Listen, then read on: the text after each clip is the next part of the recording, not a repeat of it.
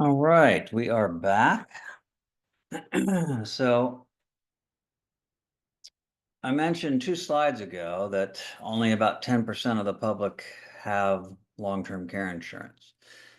The good news is that for the 90% of you who don't have long-term care insurance, there are still ways to protect your assets from the expenses of probate and, most importantly, long-term care.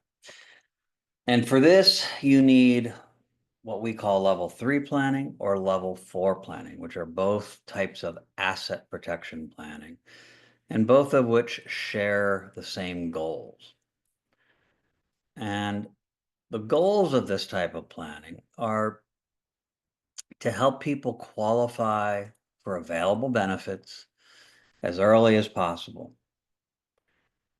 And we do that asset protection in order to preserve your dignity and quality of life. So first of all, the benefits we help people get, the main one is Medicaid. There's also a veterans benefit called Veterans Aid and Attendance, which we'll be talking more about. That's for qualified wartime veterans. Um, and when I talk about protecting assets to preserve your dignity and quality of life, what that's all about is that most people doing this type of asset protection are doing it because they are putting money in the hands of a trusted loved one, typically a spouse or a trusted adult child or children. And the hope is that your trusted spouse or your trusted adult child is going to use that money that has been protected to make your life better if you are in a nursing home. So let's say you're in a nursing home, you've done asset protection, you're getting the Medicaid to cover your nursing home care. It's covering the basic room and board.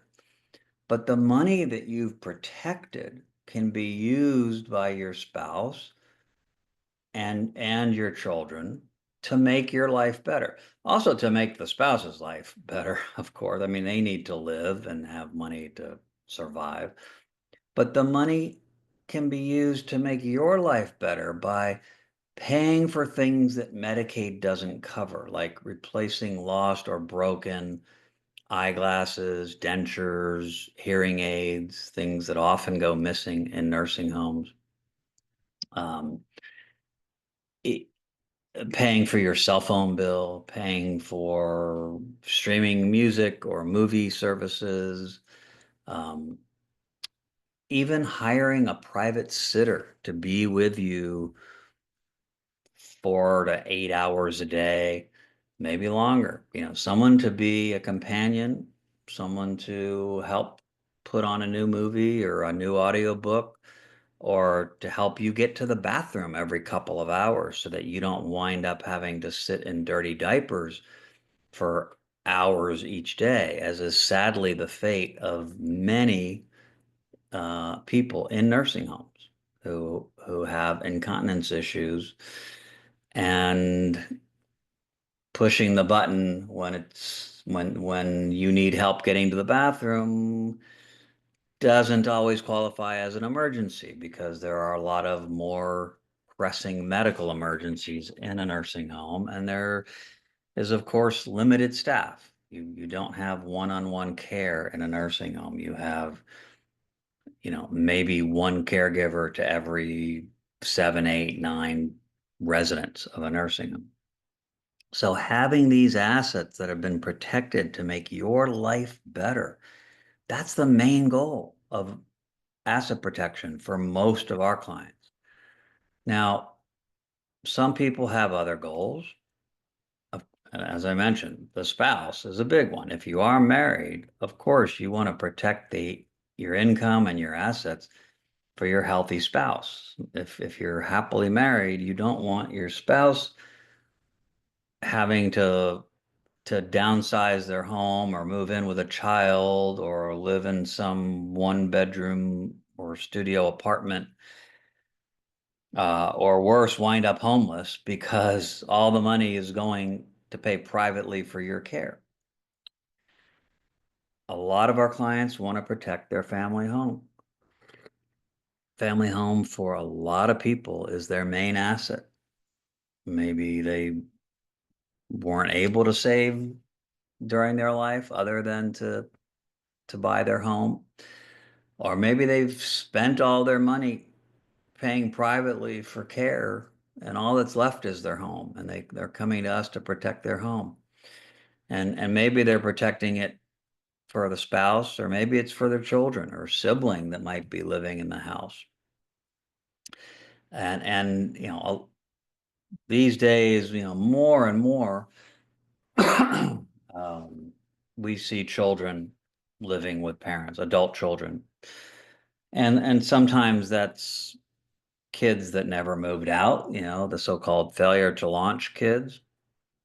There's the boomerang children who come back after college or after a divorce, and come back to live with mom and dad. And then there's the wonderful caregiver child who maybe quits their job and moves in with mom and dad to take care of mom and dad so that they don't have to move to an assisted living facility or a nursing home. No matter how it starts, it's typically going to wind up with the child helping the parent stay at home, helping them avoid needing to move into a facility of some sort. And we have a lot of clients in that scenario who want to protect the home for their children so that their children have a roof over their head. Sometimes it's a disabled child. I met with someone earlier this week with and this happens probably once or twice a month. A parent who has a child living with them who is disabled in some way, mental illness, physical disabilities, and they would just not be able to put a roof over their own heads if it weren't for the parent and them living with the parent. And of course, the parent wants to protect the house for that disabled child. Very important to understand that the type of asset protection we do under level 3 planning and level 4 planning is completely legal, completely ethical. We absolutely do not hide assets. Hide is literally a dirty 4-letter word. Okay. Hide implies you're stuffing money in a mattress and not reporting it. We never would uh, have a family member do that. And if we found out that a client was doing that, we would dismiss that client immediately. That is simply not allowed. That is fraud. So we do not hide assets, but thankfully there are dozens of legal and ethical strategies where we can protect or shelter your assets. It's just that these strategies are not very well known because this is the most complex area of the law. But conceptually, it's just like income tax planning. What does everybody do at tax time? Well, if you're like 99% of the country, you are trying to maximize your deductions and your legitimate credits in order to get back the biggest tax refund you're entitled to get.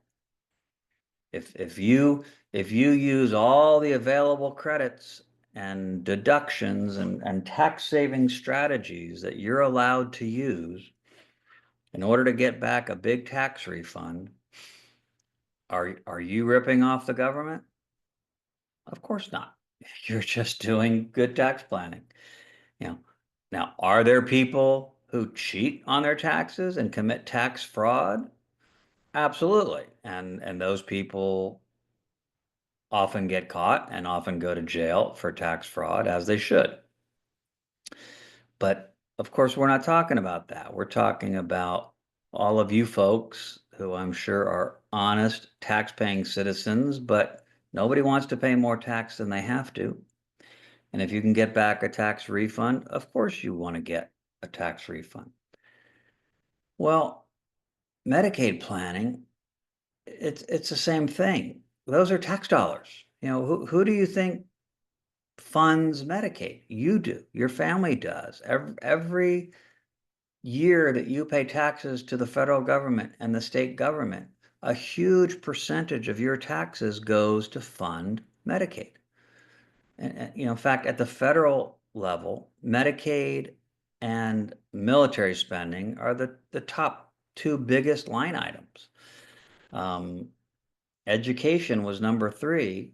That may be going away with Trump's latest discussions about possibly doing away with Department of Education. We'll see what happens with that. And at the state level, the two biggest spending items on line items in the state budget for every state are Medicaid and education. So a huge percentage, perhaps half of your tax dollars go to fund Medicaid. And if you're smart enough to do good legal and financial planning so that you can get some of those tax dollars back in the form of Medicaid benefits to help you or your loved one, it's a no-brainer, just like good income tax planning.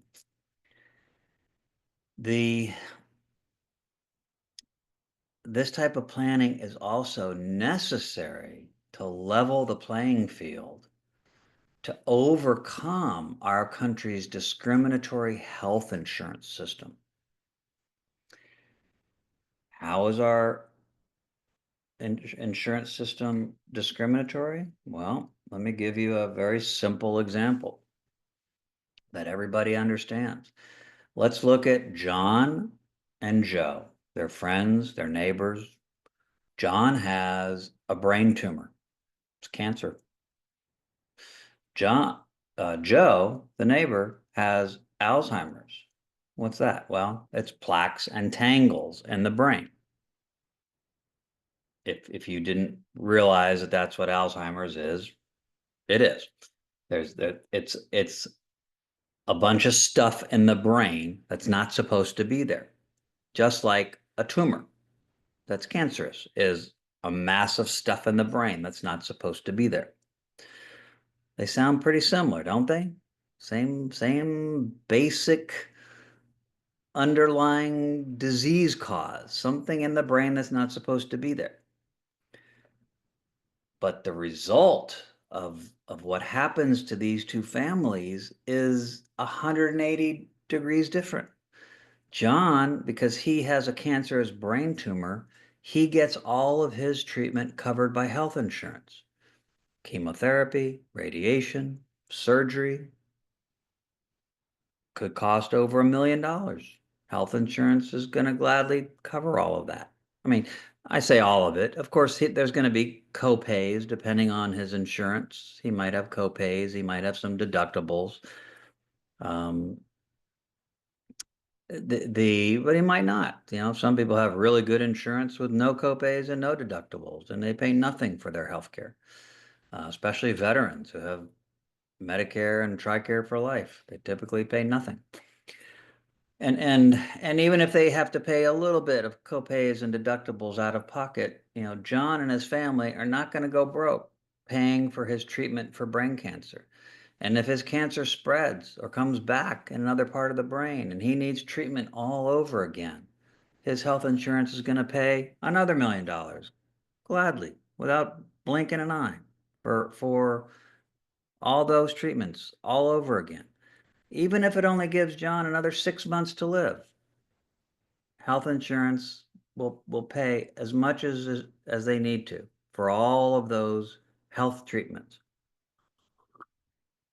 But and what are those health treatments? That's the care John needs because of the mass in his brain that's not supposed to be there. But let's look at his poor neighbor Joe and his family. He's got the plaques and tangles in his brain that aren't supposed to be there.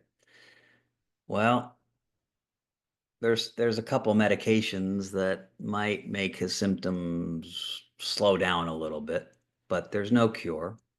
There's no surgery, there's no radiation, there's no nothing that targets these plaques and tangles. The care that Joe is going to need because of the stuff in his brain that's not supposed to be there is help with activities of daily living, bathing, dressing, toileting, etc. And he's eventually going to wind up in a nursing home.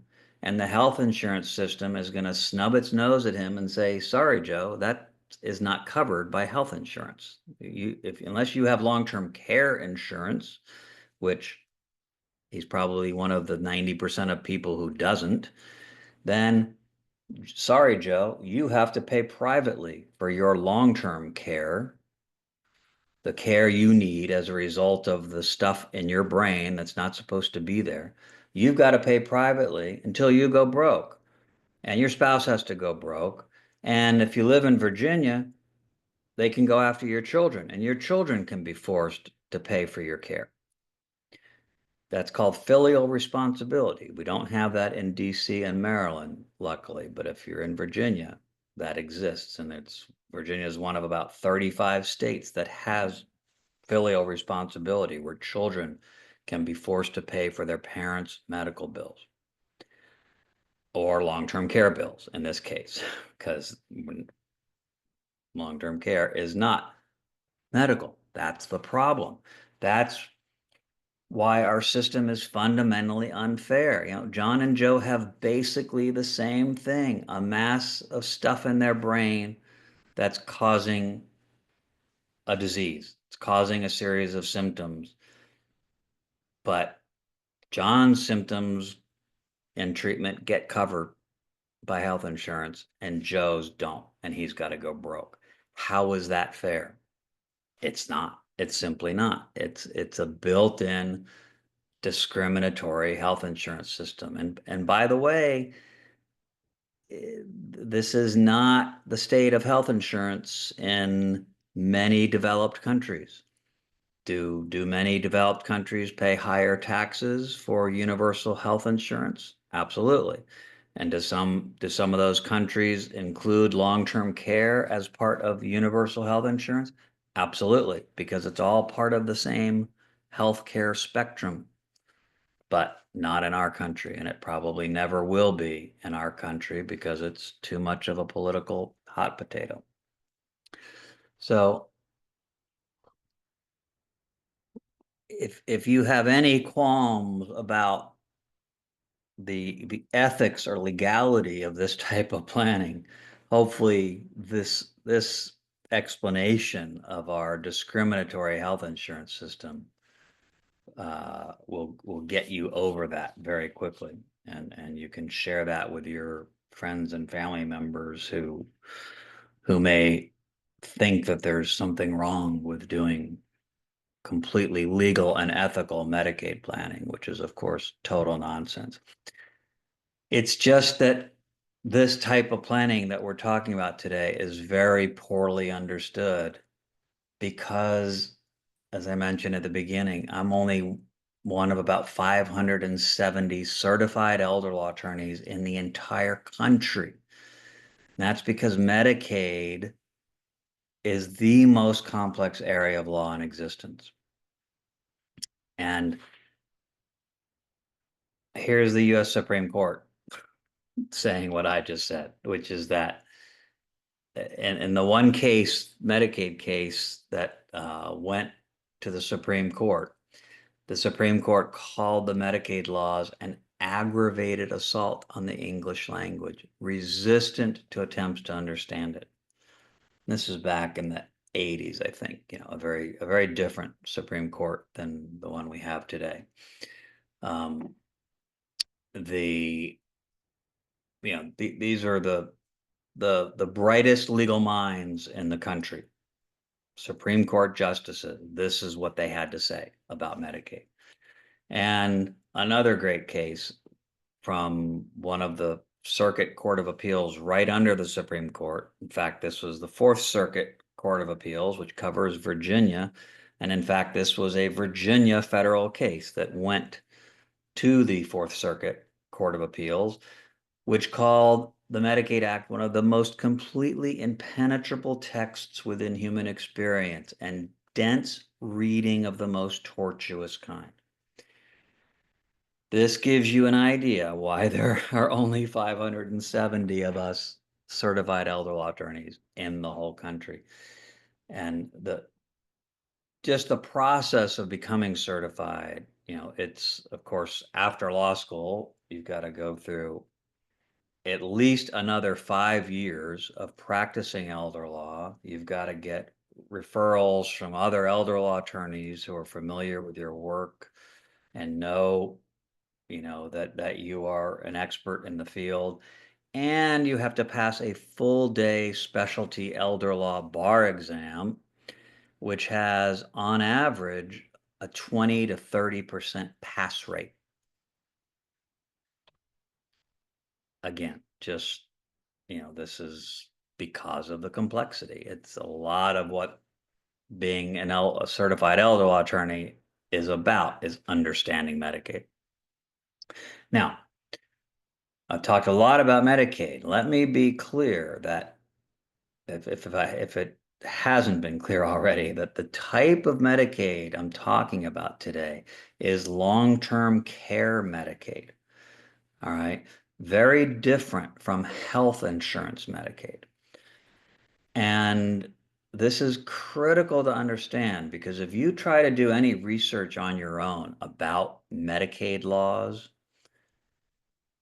you're going to find all kinds of erroneous and contradictory information. And 95% of the information you're going to find is going to have to do with health insurance Medicaid. But they're not going to call it that. They're just going to call it Medicaid. The popular media does not understand that these are two completely different programs. Health insurance Medicaid and long-term care Medicaid are apples and oranges. I mean, yes, they're both types of Medicaid, but they're completely different programs, completely different rules to qualify for these programs. Health insurance Medicaid is for poor people. That's welfare for people with very low income. Long-term care Medicaid is not at all welfare. It's not for low income. In fact, it's often called middle class Medicaid. And we'll talk about the income requirement in a minute. It's not what you think. First of all, long-term care Medicaid is the type of Medicaid, of course, that pays for nursing home care, as we have been talking about for this webinar. Medicaid also pays for in-home care in most states through a waiver program. Not in every state, but in most. In Virginia, Medicaid will pay for up to 8 hours a day, 7 days a week of in-home care, assuming somebody needs the nursing home level of care. That's critical. DC is even is twice as good. DC will pay for up to 16 hours a day, also 7 days a week of in-home care. We have some clients who move from Virginia or Maryland into DC, rent an apartment specifically to get DC's in-home Medicaid. And Maryland, unfortunately, there's basically no in-home Medicaid program. There is a program that theoretically exists, but it's got like a 15-year waiting list. And so it's basically a non-existent program, and you cannot rely on it. And it is almost impossible to ever get somebody on in-home Medicaid in Maryland. Very, very sad. There's also a type of Medicaid called PACE, which is a program for all-inclusive care for the elderly that combines Medicaid with Medicare. It's usually available through a daycare facility. It's not in every location, but they're in some areas. There's one in Northern Virginia called Cherry Blossom Pace, which the daycare center is in um, Annandale, Falls Church area. Um, Covers almost all of Northern Virginia. They pick people up in a van in the morning and bring them there, and they arrange for all their medical care as well as their long-term care. There's some locations throughout Maryland that are run through Hopkins. There is not yet a PACE program in DC. They are theoretically working on it, but they have been theoretically working on that for many years and nothing has happened. So we'll see. So, how do people get long-term care Medicaid? Very easy. You have to simply meet the eligibility criteria, and there's basically four criteria. You have to be medically in need of the nursing home level of care, which we talked about earlier, typically needing help with four activities of daily living or more, or having a pretty significant cognitive impairment where you can't handle yourself in an emergency, you can't get yourself to safety.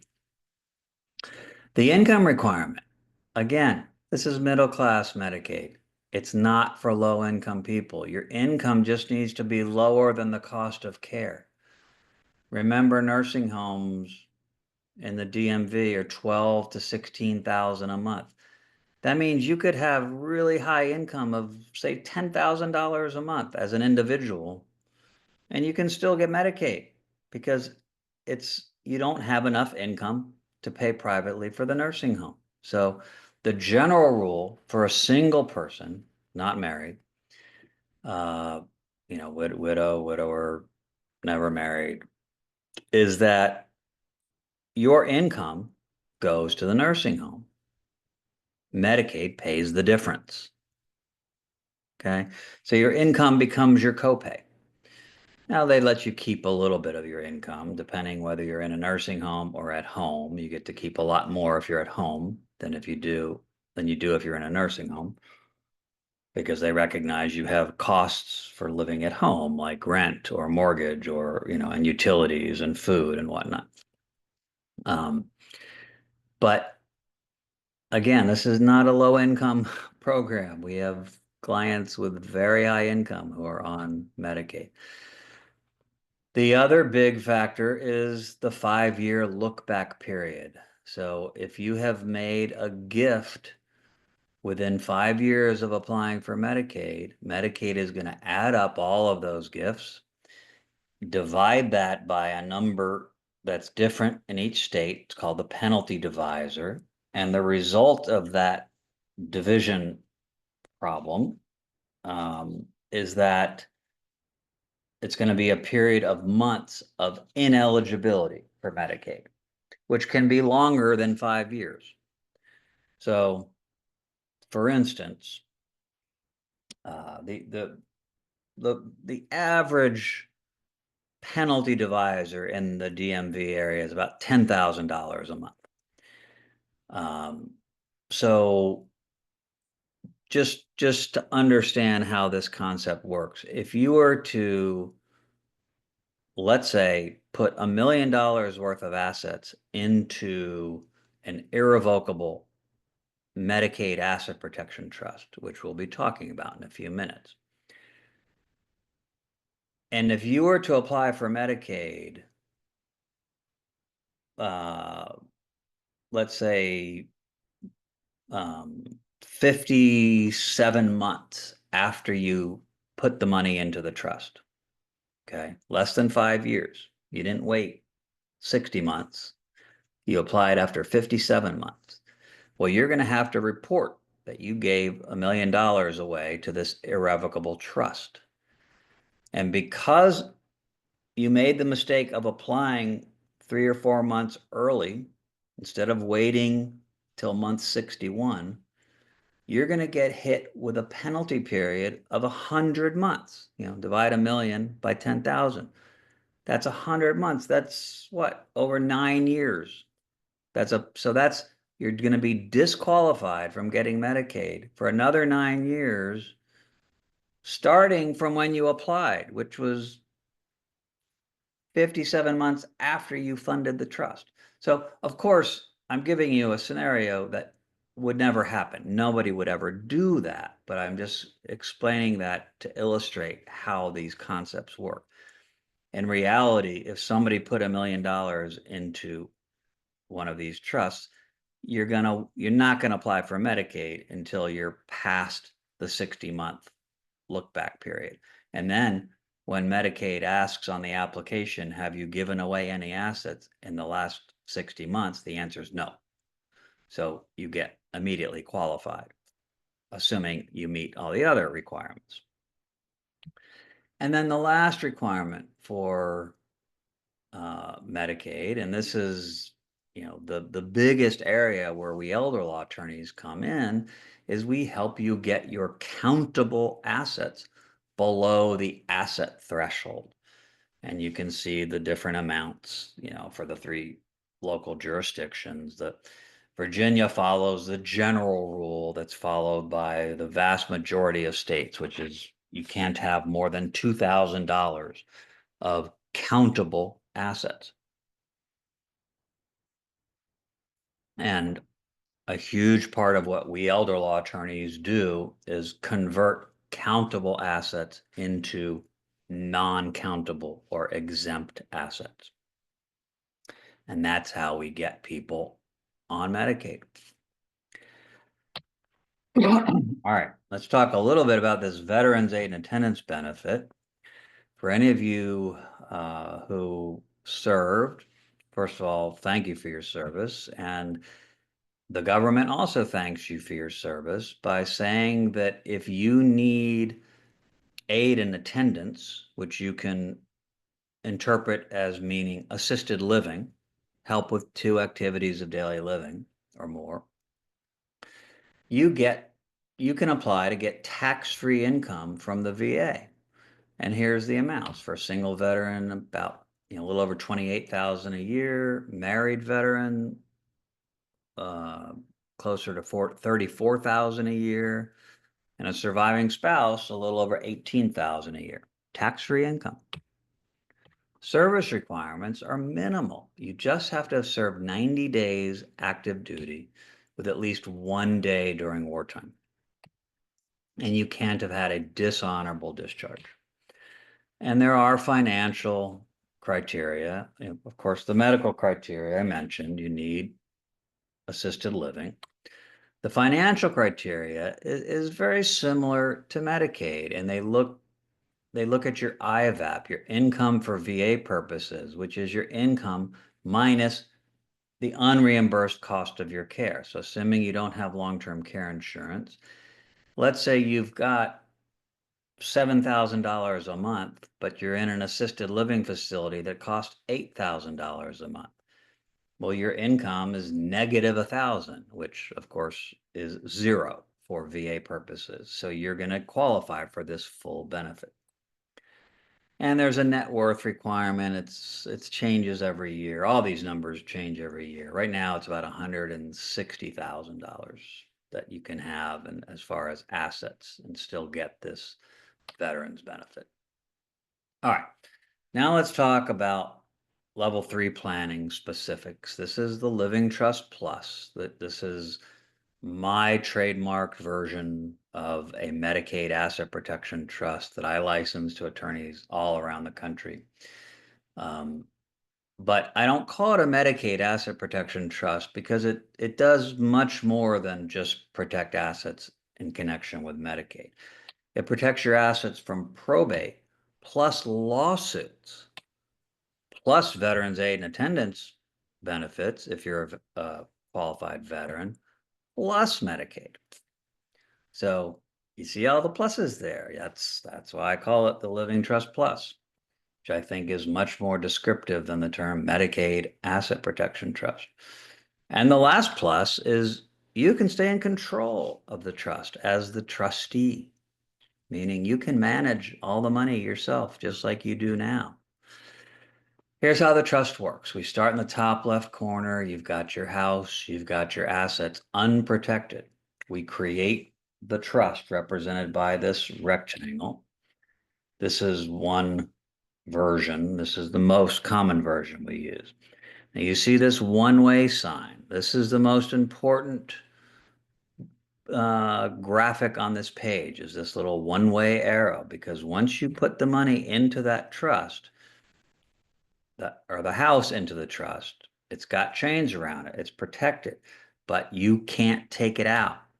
The assets, once they're in the trust, they're protected immediately from probate, plus lawsuits, plus protected 3 years for veterans benefits if we use the veterans version.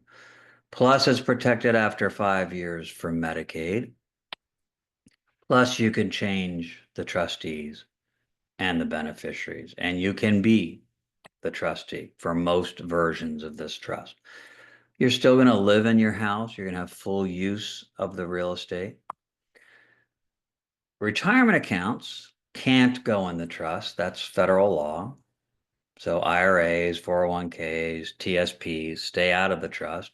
Your retirement income and your checking account stay outside of the trust. So you're still going to receive your Social Security, your government pension, your military pension, whatever pension you have, if you have one, into your checking account in your name, which you are going to use to pay your bills just like you do now. So nothing changes with your day-to-day life. And as I said earlier, that one-way sign is crucial. That once you put money in the trust, you cannot take it out. The trustee cannot use money in the trust to pay your bills directly. The only way money can come out of this trust is through what we call a backdoor distribution, which means at any time the trustee can make a distribution to a trust beneficiary. The trust beneficiaries are typically your adult children, your trusted adult children. If a distribution is made from the trust to one or more of your trusted adult children, that money belongs to them. It's theirs, period, end of story. But they can do whatever they want with their money, just like they could right now, which means they could give that money to you, or they could use it for your benefit, just like some children help their parents out every day by paying for their parents' bills. There are no tax repercussions of this trust. For most versions of this trust, the income is taxed to you, the settlor. You're still going to get your $250,000 capital gains exclusion if you sell your home after living in it for 2 out of the past 5 years. Your kids are still going to get a step up in basis upon your death if you still own the house, or the trust still owns the house upon your death. So it's tax neutral. And remember, we talked about gift taxes earlier. When the money if money is distributed from this trust to a child, whether during your life or after your death, the child does not pay taxes on that money. That's a gift. It is not taxable to the child. Gifts are never taxable to the recipient of a gift. This is a slightly different version. I mentioned there's 3 versions. The difference here is this is the income retention trust. This is mostly for people who have rental income that they live on. With this trust, you are going to receive all of the interest and dividends and rent from the trust. And the third version is a veterans version where it's actually 2 trusts. There's one for the house, there's one for the money, and the money trust works a little bit differently in that the income, if there is any income, meaning interest or dividends or capital gains on the money trust, that's going to be taxed to your children instead of taxed to you. But you're still going to get the $250,000 capital gains exclusion on the house and the step up in basis on the house if you don't, if the house doesn't get sold before your death. All right, so just a quick summary for all three versions of the trust. There's no change to your checking account. There's no change to your retirement income. You always keep the right to live in your home. You may retain the right to receive income, and you're always going to get immediate protection from probate plus lawsuits, plus protection after 3 years for aid and attendance if you're a veteran and you use the veterans version, plus always protection after 5 years for Medicaid, and you remain in control. Except for that money trust on the veterans side, which you can't be the trustee of. All the other trusts, you can be the trustee, you can change the trustee, and you can change the beneficiaries. Even though this is an irrevocable trust, irrevocable does not mean unchangeable. It just means you cannot unilaterally revoke the trust and take the money out. There's nothing in the word irrevocable that means unchangeable. And if you do research on this, you're going to find 90% of the information on the internet is completely wrong on this. You're going to find hundreds, if not thousands or millions of websites saying that irrevocable means unchangeable. And that's simply a lie. That has never been the case with irrevocable trusts. It's a complete misunderstanding of what irrevocable means. It just means you can't revoke it, just what it says. It does not mean you can't change it. You can change almost everything about this trust. And you can possibly have indirect access to the principal, possibly through a trusted adult child who can receive money, and if they so desire, out of the goodness of their heart, they can use that money for your benefit. But they are never under any obligation to do so, and you can never have any sort of agreement with them in advance that they will do so, because that would be collusion, which would potentially nullify the protection of this trust. How much can be protected with this trust? Well, potentially all of your assets, if you put all of your assets into it. A lot of people don't put all of their assets in the trust. Most people have some sort of retirement account they're going to keep out of the trust. You may keep other assets out of the trust just to pay your everyday bills if you don't have sufficient income to cover your known expenses. But another big question I get every day is looking at just Medicaid. Let's ignore the veterans benefit for a moment. What happens if you need nursing home care before the 5 years is up? Are you totally out of luck? Do you have to make it 5 years without needing nursing home care? No, absolutely not. We can still protect significant amounts of assets. Just depends on the specific facts, how long it is before you need care, how much money you had, how much income you have. Let's look at an actual example of a case like this. So Joan came to me when she was 72 and healthy to do this Living Trust Plus. We did the trust for her. She had $800,000 of assets, 400,000 in her home, 300,000 in a brokerage account, and 100,000 in an IRA. She kept the IRA out of the trust. She also had Social Security income of $20,000 per year. She was 72 and healthy. We hoped that she wouldn't need nursing home care for 5 years, but she had a massive stroke 3 years later. She wound up in a nursing home for the rest of her life. And at the time when she first went in, it was $10,000 a month. Now what? Well, the kids came to us for at first panic because she didn't make the 5 years. Oh my God, what are we going to do? Is it all hope lost? No, all hope is not lost. We simply need to figure out, in her case, how we were going to pay for the nursing home privately for 2 years, because then we'd be past the 5 year look back and can apply for Medicaid. And in her case, it turned out that was easy.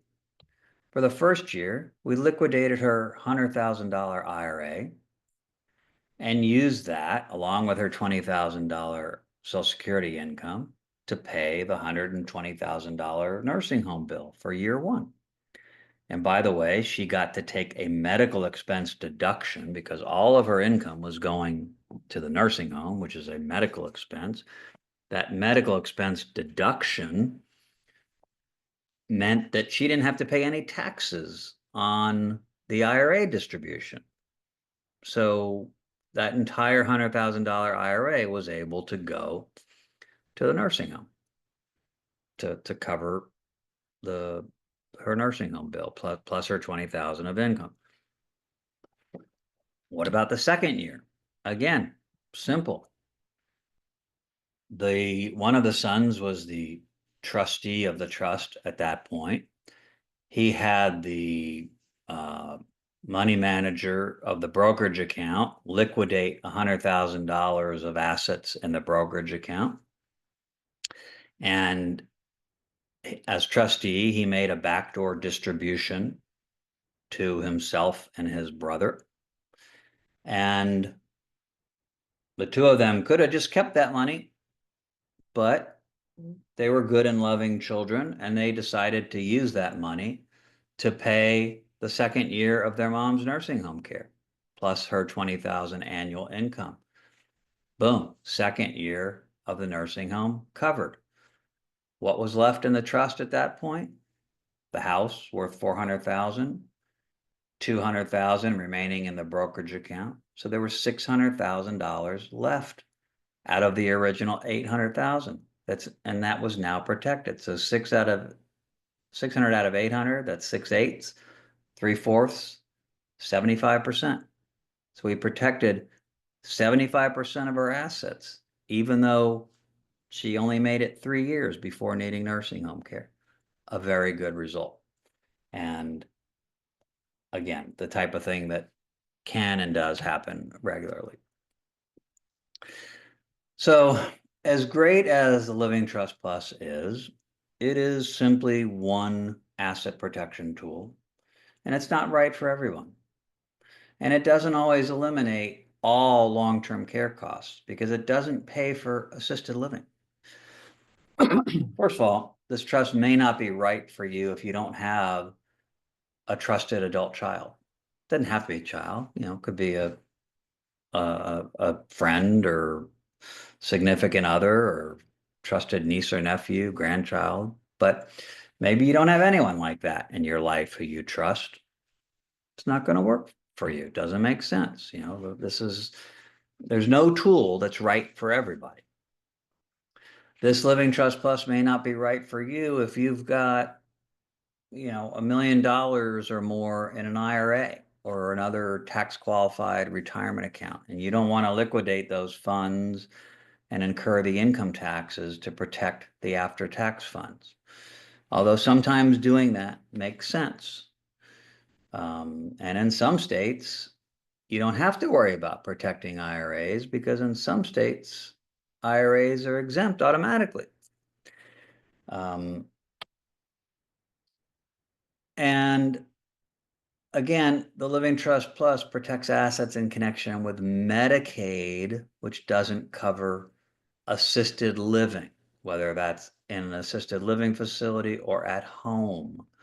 And that's where long-term care insurance comes in. And again, I have an insurance agency where I can help people purchase long-term care insurance when it's appropriate. And for some people, it's very appropriate. And if you have a policy, great, you should probably keep it. I get asked that every day, and I'm happy to review what you have if you do have it. In addition to the insurance agency that I have, I'm also part of a financial planning group where we do financial and retirement planning for clients. Because all of this financial planning, retirement planning, insurance planning, it's all connected with elder law and how best to pay for long-term care.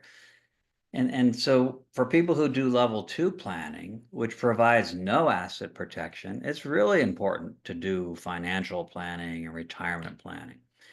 And even for people who do the level 3 planning, this type of long-term care financial planning is important because the level 3 planning is mainly for Medicaid, unless you're a veteran. But even then, the veterans benefit is very limited. And, so all of this, we do this specialized type of financial and insurance planning in large part to help people pay for long-term care. Anyway, I do this through a separate company from the law firm. It's called Protection Point Advisors. We help with everything in the financial world. And now to finish up, if you have a loved one who's already receiving or nearing the need for long-term care, that's where level 4 planning comes in. This is also called life care planning. This is about assisting families through navigating what we call the elder care journey, which is not just about protecting assets, but also about getting the best possible care. It usually does include Medicaid and or veterans asset protection planning. This can be done pre-crisis, like right after someone is diagnosed with dementia. We do that frequently. It can also be done during a crisis when long-term care and even nursing home care is already needed or is imminent. And the goal with level 4 planning is to protect as much of the assets as possible as quickly as possible. Usually we're not waiting 5 years. I mean, sometimes if it's a single person and they have a lot of assets, we might have to wait 5 years. But with a married couple, no matter how much they have, with level 4 planning, we can protect 100% of the couple's assets and get Medicaid. The assets are protected for the healthy spouse. We get the nursing home spouse or the Medicaid spouse on Medicaid. Yes, we can protect 100%, even, when the person is already in the nursing home. It's never too late to do this type of planning. In fact, we do this type of planning every day for people. This is one of the most important things you can understand in this webinar is level 4 planning for a married couple. We can protect 100% of the assets and get someone on Medicaid. And this, we're talking 4 to 6 months. We're not waiting 5 years. For a single person, depending on how much money they've got, we can usually protect 40 to 70% of their assets. Sometimes we can protect all of their assets, but always in the neighborhood of 40 to 70%. So just a quick recap. Level 1 planning is the incapacity planning. That's the power of attorney and the advanced medical directive to avoid lifetime probate. Level 2 adds the revocable living trust to avoid after death probate. Level 3 switches the revocable living trust with an irrevocable living trust plus to protect your assets from probate plus lawsuits, plus Medicaid, plus veterans benefits if you're a wartime veteran.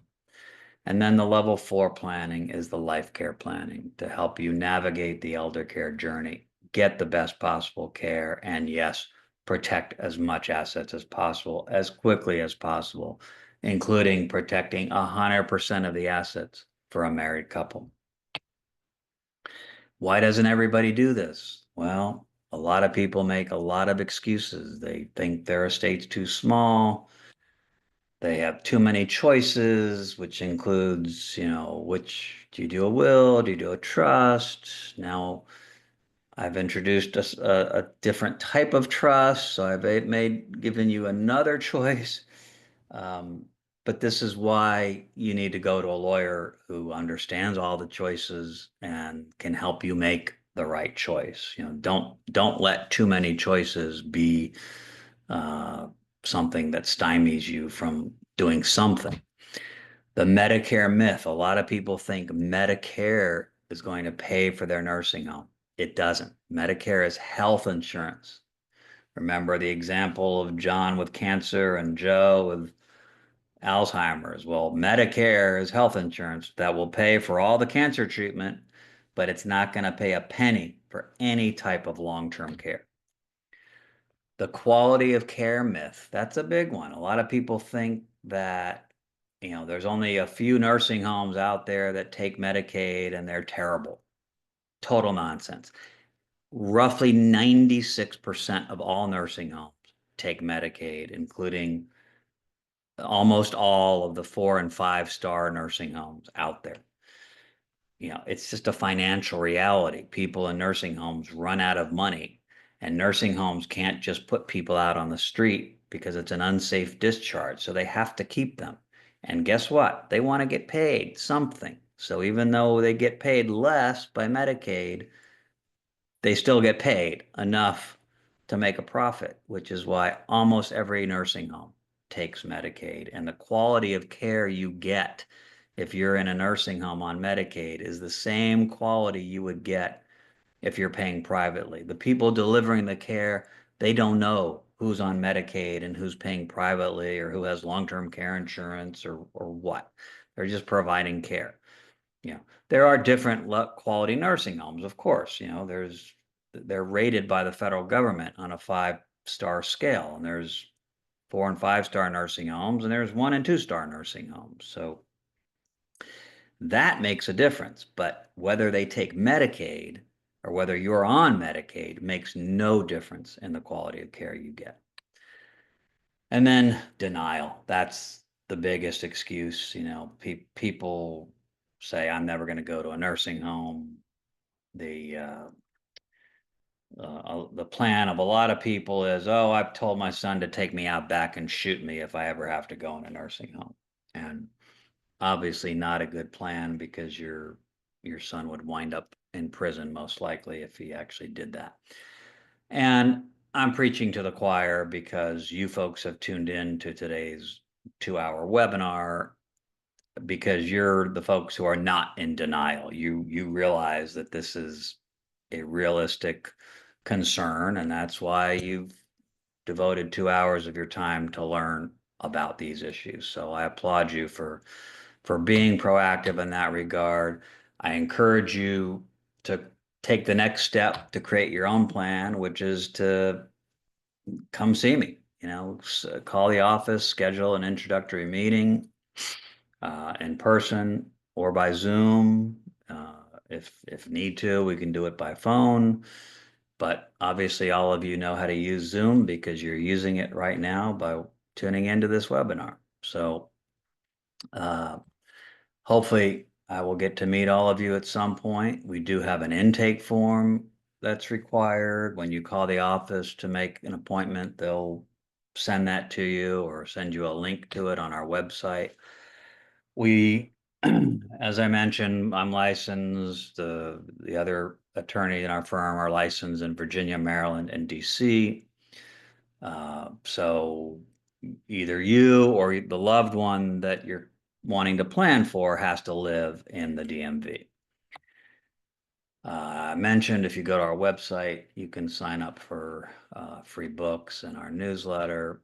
And with that, I will thank you very much for attending.